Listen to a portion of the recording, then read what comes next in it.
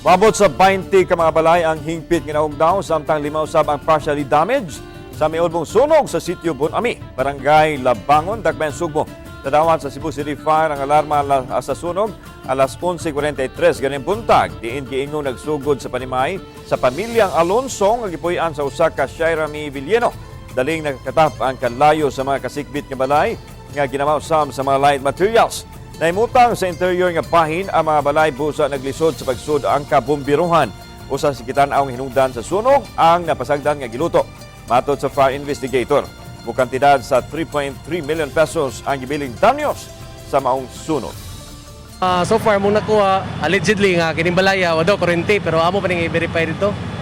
Kung wala pwede dito. So masulod di siya sir, timpaniod to man. Pwede ni siya masulod di siya sa mga magluto-luto or lunch time. Amo pa nang pasiyan sir kung sa mga nakabilin dito.